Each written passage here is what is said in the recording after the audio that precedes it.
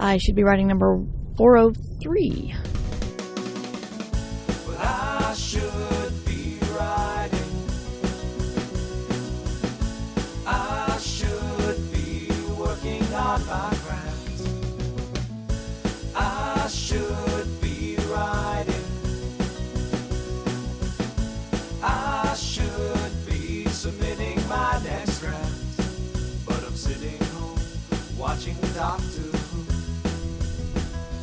Hi there. Welcome to I Should Be Writing, the podcast for wannabe fiction writers. I'm your host, Mur Lafferty. And I'm in the car because I've been putting this off long enough. So pardon the ambient noise. The deal is, folks, I've been in a slump, which is why I haven't put anything out in a while. Ditch Diggers is easy because we talk about something different over there, and I've got someone else to talk to. But after a while, I've been trying to figure out what more I have to say on I Should Be Writing.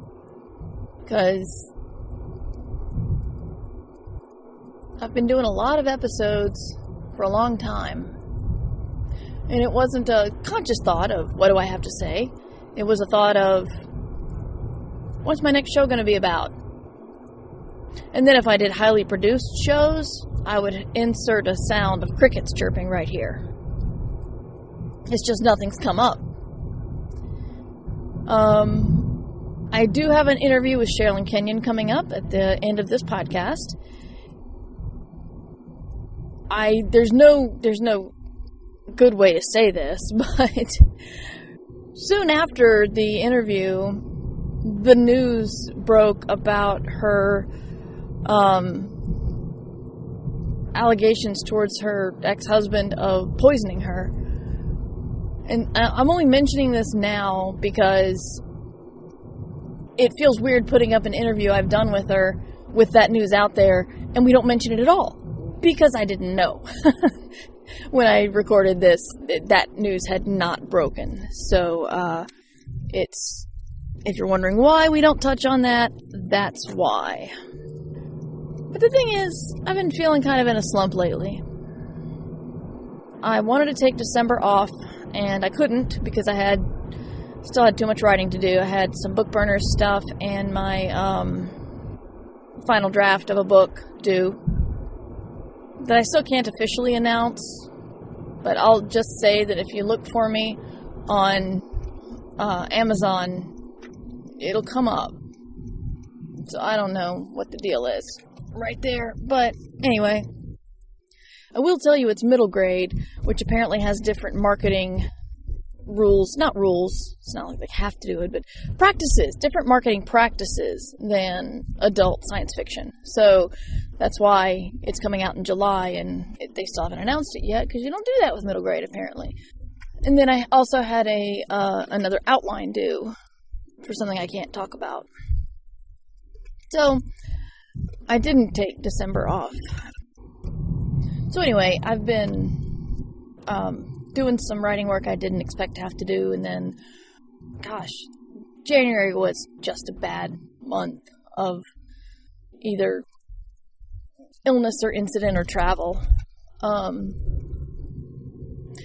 If you're getting that worried feeling in the pit of your stomach that I'm going to be leading up to the fact that I'm quitting, don't worry. I'm not quitting I Should Be Writing. But I have a sort of business manager. Man, I cannot enunciate. I just woke up from a nap, so I'm a little tongue-tied. I have somebody I talk to about helping me work through my many, many different hats that I wear. And he suggested a couple of things. I think I'm going to start doing something similar to writing excuses in the way that I'm going to do a themed season. So I'm going to do a series of shows about a similar thing and then release them over a period of time and call that like a season or a set of episodes or something. And I think that'll help me focus on what to do next instead of just episode topic by episode topic. I will announce that this is something I've not cleared officially yet, but One thing I have been wanting to do is a lengthy interview with N.K. Jemisin about trilogies, but I want it to be heavy with spoilers because I want to be able to point to, so this thing happens in book 3 that you only hint at in book 1. How do you plan that far ahead? Things like that. I want to get into gritty details. So I mentioned this briefly to Nora at Worldcon last year, and she said she was up for it. So the thing is, I want to tell you guys, I'm thinking sometime this summer, because I want to give you a chance to read the trilogy if you haven't, or reread the trilogy. Because like I said, it's going to be spoilerific, and if you want to understand what we're talking about, it's best if you have read the stories, the books. They are epic fantasy. Every single one of them has won the Hugo. These are groundbreaking books. So I'm hoping to get that going. Also, I'm going to be starting on a new book. And I think I'm going to be doing a series of shows based on actually writing the book. I'll be including more details in the Patreon feed and possibly some video. But as nothing's been announced yet, I can't actually tell you what I'm working on, but I can try to talk about the various things I am dealing with, whether it be word count or my health. Speaking of my health, if you're a long-time listener, you may know that a while back I was told I had hereditary hemochromatosis, which is a genetic condition that causes you to hold on to too much iron. And over a period of decades, your body will poison itself with the iron that it holds on to. It's worse for men than women because of the menstrual cycle. But now that they know what it is, they test for it and find it a lot earlier. And the treatment is good old-fashioned bloodletting. I won't go into all the details because it'll just make me mad, but I didn't get treated for it for a couple of years, and then this year I got a new hematologist who wanted to treat me rather aggressively to get my iron levels down, and I'm getting a pint of blood drawn every month. If you know anything about donating blood, you know that they only let you do it every 3 months, so this is quite a bit more often than the Red Cross even recommends. So the first 3 times were okay, but this past time kicked my butt. It was awful. I always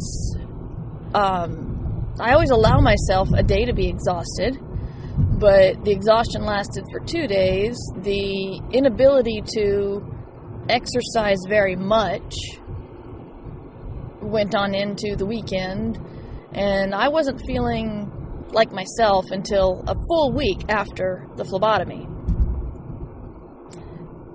Looking ahead, I'm worried that February's bloodletting is going to be worse, so I'll even try to talk about that. Because that's going to affect my writing.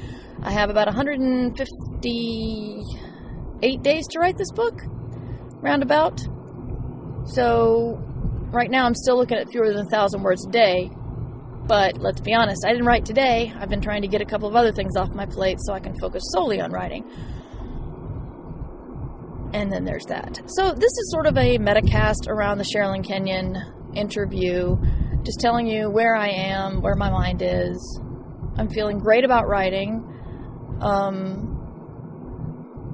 It was weird that 2018, so many bad things happened on so many levels, but for me it was the best year of my career, hands down. So this year's going to be heavy on writing. I'm also going to be working on a sequel to 6 Wakes. This is for me. It has no editor, has no publisher. I just want to write it. So I'm going to write it, and at the very worst, it'll be released serialized in the Patreon feed and then eventually put up on ebook sites. So, if you're a Six Wakes fan, there will be a follow-up coming. Don't have a title yet. I thought I had a title. I ran it past my kid. My kid was honest, so I still don't have a title. But anyway, that's the news with me. I'm going to be trying to incorporate anyway, some more activity and some meditation into my life. And hopefully that will help with my focus.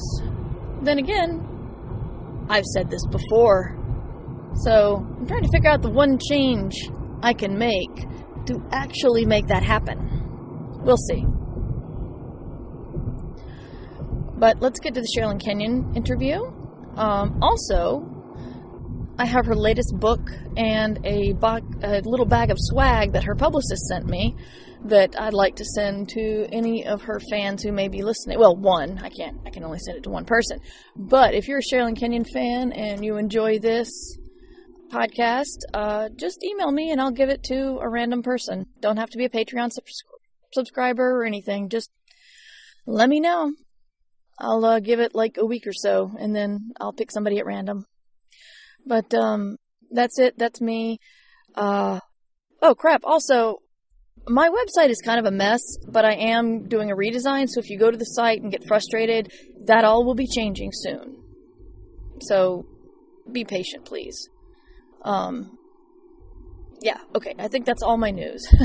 Is that enough? Okay. Sherilyn Kenyon, and then I'll just go ahead and sign off. I'm at murverse.com, mightymur@gmail.com. I'll be doing a feedback show soon. Talk to you later. Welcome back to I Should Be Writing, and I would like to welcome onto the show Sherilyn Kenyon, the author of so many books, but the most recent is Stygian. Stygian? G? Hard G or soft G? Stygian. Stygian. See, I checked with the pronunciation of your name before we started recording and did not check the pronunciation of the book because I'm a professional. Sorry about that. Anyway, tell us about Stygian. Okay. I'm not ill-prepared. Yeah, I know. It's frightening. This is what, book 29? Something like, I don't count them. I'm kind of superstitious. It's like playing poker. Wow. So it's out there deep in the series. It's the first one that really goes in depth. I mean, we did One Silent Night, a decade ago, that dealt with the bad guys, but this one really goes deep. It's kind of like the Ashron or the Styx of the bad guys, so that we go back, 11,000 years ago, and we start from the beginning of when the Acolytes were first cursed. And people who haven't read the series are going, what? But it goes back to the very beginning of the lore where, for those who don't know, the Dark Hunters and the Acolytes are a cursed race who are kind of vampiric. They ran afoul of the god Apollo, who cursed them to die at the age of 27. So it begins with the very first generation that was cursed. So you get to see what exactly happened and what it was like to be that very first generation that, hey, I'm normal. And suddenly, no, I'm not. I'm cursed and I'm going to die at 27 over something I had no participation in. Right. And, you see it through the eyes of that first generation that I've never seen daylight. And so I have to grow up watching those who are older adjust. And it to me, it's very poignant because you see this character go through 11,000 years of watching everybody around him fall and die, and then finding out he'd been lied to by so many different people. And anyway, I like it. But then again, I'm kind of partial, so I'm a bad person to ask. Well, if you didn't like it, we would be having a different kind of conversation here that would be interesting but strange. Right. Right. But I don't want to do those panels. Wait a minute. Yeah. So what really fascinates me, I've only done 2 books within a series before, and then the series got canceled. So what fascinates me about the epic that you have created here is how much planning goes into this kind of thing. How much foreshadowing, how much do you you plant a seed in book near the beginning that you know is not going to bear fruit for like 3 or 4 more books, and you know that the readers who pay attention, you're going to blow their minds, but other people may not see it at all. And I mean, it's like, that's the thing I always admire about people who do series, is they patiently can plan this kind of stuff out. But you've written so much of this series. How much is outlining, and how much is, okay, now I'm going to tell this person's story? Well, I'm a big pantser, but you raise an interesting point, because I had a couple of series canceled early in my career. Most people think that my career began in 2002, but it didn't. It actually began in 1991. Wow. And those early series that I had the same thing with, because I had 4.5 years where I couldn't give Alpo away to a dog kennel. So they when I started Dark Hunter, that was in the back of my mind, because it took me almost 20 years to sell Dark Hunters. Wow. So yeah, when I first started them, the publisher was not that gung-ho. It was kind of like, well, we don't know what we got here. We don't know if it's ever going to sell. And they had covers on them that, these were contemporaries, but at the time there was no paranormal market. So they put these historical looking covers on them. And in the back of my mind, it's like, oh my God, we're going to tank, because the historical readers are going to be picking these up, expecting a historical book. Yeah. Contemporary readers are never going to find them because they don't look contemporary. Oh my God. So in the first few books, I kind of held back a lot, because I really didn't think we were, they had me convinced we're not going to go anywhere, because, ooh, this is going to be bad. What have you done? And because the other books I lost control of one series for 20 years, which is a terrifying thing. I couldn't write with the characters. I couldn't write in the universes. I totally lost control of them. What do you mean by lost control? When you sign with the New York publisher. Oh, you lost rights?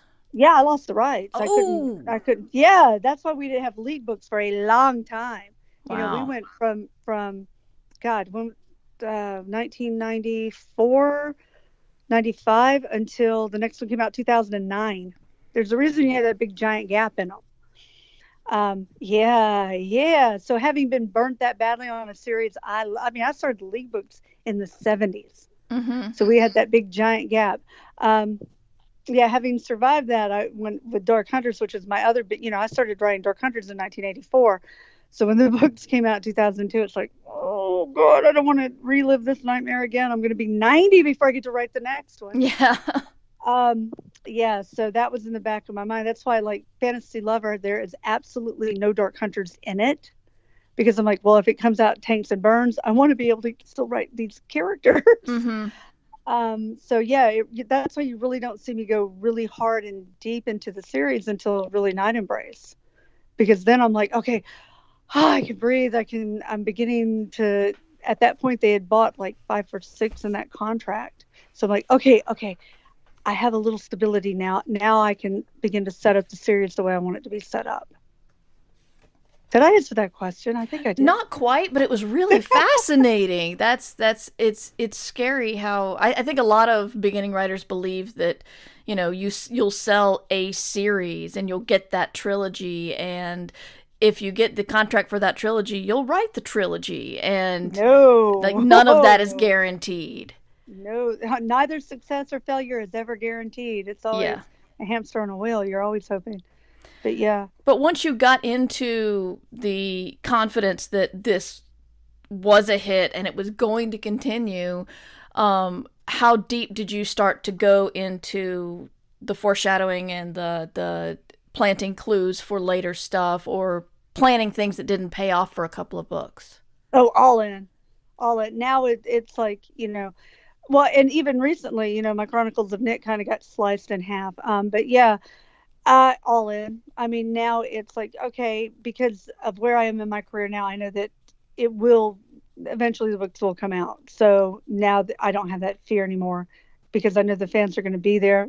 And especially today you really have so many options. If the publisher, something happens there, you can always go into self-pubbing. You've got options that you did not have back when I started writing in the 80s and 90s. So yeah, it's a whole different ballgame today. It's like, be fearless. Oh my God, there's nothing to fear. Yeah, that's I'm trying to recreate that feeling. I had the feeling before I got published, and now that I'm published, I don't have that feeling anymore, which is kind of sad because I Oh don't. no. Yeah, so I know my fans are wanting a book that my publisher didn't want, and so I'm trying to figuring out how I'm going to, if I can, self-publish it, and yeah, Do it. You can do it. I'm gonna try. Do you see the thing that stops me is editorial stuff. I'm guessing I would have to hire somebody, but I'm so impatient that when I work with a publisher, I'm working on their schedule. So even Right. if I get something done early, it's still on their schedule. Whereas if I'm Exactly. self-publishing, I'm like, I'm done. Let's put it up. And I would have to stop being a 5-year-old inside and, think maybe I should have other eyes on it. And that's where I start, well, still being a 5-year-old. Anyway, Right. um, Well, but there are yeah, great people out there like Laura Cifelli, who used to be, she was an editor at Dell. She was an editor for HarperCollins, Avon, a bunch of different publishers over the years. And she was an agent before that with Richard Curtis. So I know that she's one of the ones who freelances, and she's amazing. Oh my God, she's one whose instincts I always trust above and beyond anybody in the business. very cool. Thank you. You're I welcome. wrote that down. Um, but I'm sorry. One thing I wanted to ask you is you are terrifyingly prolific. And I wanted to ask how your days go. And I mean not only just you get up, you do whatever you do and you do your writing, but also you work on how many books a year? Well, as many as I can. I've always been a writer. I came out of the womb literally to do this, which sounds weird, but I I think it's one of the reasons why, I look at my kids because my kids are now like, God, Mom, I can't get a page down, and what I constantly tell them is do not compete with me Yeah. because I'm a different, and there are days I don't write a page. Really, there are days I don't write a page. There are days I can write 70, but there are days I don't write any. Mhm. And that's the true statement. So, this whole concept of you have to write a page a day, be true to yourself. Don't beat yourself up. And I think that's one of the worst things a writer can do. Life gets in the way, and it does happen to all of us. Be kind to your muse. And because there are going to be days where you just need to lay on the couch and have a pity party. Mhm. And if that's what you need to do, that's what you need to do. The worst thing I think any writer can do is beat themselves up and go, well, I heard Jerry Kenyon did 70 pages, and throw yourself down the stairs. We're all different animals and we all have lives and yeah, whatever you can do is what you can do. Mhm. And do the best you can because that's all really that matters. And I think that's, for me, like I said, it's, I don't know what I'm broken. I have no other life. Writing is my life. Mhm. So, but yeah, I don't know. I really, I write all the time, but then that's how I relax. That's what gets me through hard times. It's just, when I was a kid, I was a latchkey kid, which for people who don't know what that is, I grew up in the generation where my mother went to work, my dad wasn't home, and I was home alone. I wasn't allowed to leave the house. Mhm. So we didn't have internet. We didn't have anything else to do. You sat at home and, okay, I don't want to watch 100,000 reruns again because we only had 3 channels. Yep. I remember. Yeah, exactly. So I wrote. That was my entertainment. So when you're working on numerous books at a time, do you write one from beginning to end? Or do you write, okay, I feel like book A today, or I feel like book B today? I try to write from beginning to end, but if I said I finished every project I ever started, that'd be a lie. Well, sure. And sometimes most of the time I just write them in my head. I've got like 1,000 different series right now. I may never get to because let's face it, I'm getting older, and that does concern me. It's like, oh my God, I'm at the point where, if I live like 20 years, I'm kind of getting to where my grandmother used to say I'm living on borrowed time. I'm kind of getting there. Mm-hmm. So, that's always in the back of my mind now too. It's like, oh crap, Ola, I'm older than both my parents were when they died. So yeah, that's kind of scary to me. Um, yeah, Well, yeah, self-care is very important, especially when you exactly. realize that you have a completely sedentary job. So, I know. Get up, walk around, yell at yeah. the kids. Although my kids are gone now, so I have to yell at them over the phone. But walk around the house while I'm doing it. Yes, Get up, call yes. your mom. Why haven't you? Exactly. Yes. So keep yelling at the children. That will keep you young. We've Exactly. we've come Right. up with the Right. idea. Yes. Yeah. There you go. That'll get me out of the chair long enough. Why haven't you called me this week? Where are you, son?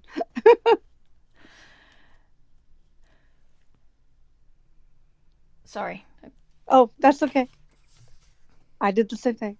Get a dog. A dog has to go out. That always helps too. Yeah, yeah. Yes. But also dogs get sick or they eat whole ham bones or something. That's true. Well, so do boys. So Oh my goodness. Okay. they do incredibly weird things too, like set the fire to the couch and climb the walls. I have a daughter and there have been no fires or ham bones eaten by her, but See, yeah, yeah. boys are very interesting. It's like, why did you feel the need to climb the rafters, son, and split open your head? Well, it was there. Yeah. Okay. You know what? The vacuum cleaner's also there.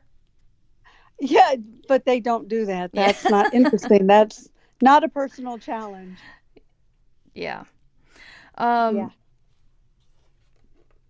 so as you mentioned, aging is something I think that a lot of writers struggle with. And I hear it from a lot of new writers thinking that they're too old to start now. And that just kind of makes me sad because I don't Yeah. think anybody's too old to start anything. But No. what would you recommend for somebody who just says, I'd love to do this, but it's too late in my life to even try? Oh no, sit down and do it. Now's the time. I mean, you know, really, if the characters are there and they're in your ear, what are you waiting for? Go for it. I mean, no, what's stopping you? To me, if they've chosen you, I mean, to me, writing it's like a calling. Those characters could have picked any writer in the world, but they came to you, Mm-hmm. and they want you to tell the story because even if I told you this story, you would have your own spin on it. So and no, to me, characters are real living creatures, and it's like they go head hopping around going, I don't think that writer's the right one to tell my story. No, no, no. I'm going to go over here. And I know that sounds odd, but I really do think that characters do that they just kind of head hop and shop around and go, that's the writer I want. And they pick us. And so we're kind of like almost under an obligation to go tell that story. Mm-hmm. And that, at least, is what I keep telling my sons when they come to me. It's like, no, you have to go tell that story. They didn't pick me to tell it. They picked you. So you have to go write it. You're under an obligation now. Sit down and write it. What are you waiting for? That's a very good point. I always tell people if they don't think they have new ideas, I'm like, if you take a vampire story with a young woman who is chosen or powerful in some way, who falls in love with a vampire, you just described Twilight, Buffy the Vampire Slayer, and Sunshine. And Dracula. And Dracula. And those are very different stories with that same premise. And it's you don't have to worry if you have an idea similar to somebody else. There's a difference between plagiarism and telling a similar but different story. Exactly. It's, everybody walks down the end of the street, but everybody has a different path. Exactly. So, I'm sure you get this question a lot, but if there's anybody listening who is not familiar with your work, where would you suggest they start in your vast series of novels? I always say it depends on, do you like science fiction? Do you like fantasy? Do you like urban paranormal? It's kind of, best place always is to go to the website where I have the different series broken out, and you can kind of sample around, see which one's your favorite, go with what you like best. Never be afraid to jump right in if you can't find the beginning books, because I tend to write where, wherever you start in the series, you won't be lost. Mm-hmm. Because I'm that person, wherever I start in a series, I can never find book one. Yeah. So I respect that with other people. It's like, yeah, I know how it is. So yeah, just jump right in. Hopefully I try to write something for everybody. So I've been writing a long time, God knows. How I know it's hard for authors to view themselves critically, but how would you say your writing has evolved over all these books? I'd like to think it got better. Well, yes. So, yeah, things like Born a Night I wrote when I was 18. So I really would like to think it got a lot better over the years. Please, yeah, different periods. When I read them, I can tell what was going on in my life at different times. Mm-hmm. There are books that are more optimistic than others. So I mean, anytime that you're going through stuff, you can see where life experiences have changed outlooks and stuff with me. So yeah, there's a lot of things like Kiss of the Night was written while I was in the hospital with my mother. She was she was dying and in ICU. So, I mean, it impacted that story a lot. So as you read them, you can kind of, I think that's true of any writer's work. Yeah. They're like windows to our souls. Yeah. How do you keep track of everything? Do you have a detailed Bible or a wiki or a dedicated reading group? I believe your fans are called Minions. Yeah, they As a did that to play on your last themselves. name, or Yeah, they did that years ago, which God love them. I love my fans. They're so amazing. No, I keep it in my head, which is because if you've ever seen my handwriting, writing something down would be terrible, but it wouldn't do me any good. No, I didn't actually start writing anything down or keeping any kind of database until they started doing scripting it for television and movies. Then they're like, we can't keep calling you 900 times a day asking you questions. So then I had to go back and go, okay, let's start writing down character descriptions and the timeline, and good Lord, there's a whole lot in it. So yeah, yeah. now there actually is a database and a Bible to it, but there really wasn't until a couple of years ago. Did you do it all yourself, or did you get people to help you? I did most of it, but we did have a couple of people join in and read through the books to double check my stuff just to make sure I was right on it and to add things to it. So yeah, it's been a joint effort. Do you find it useful now? I don't ever go back and look. Oh, wow. So yeah.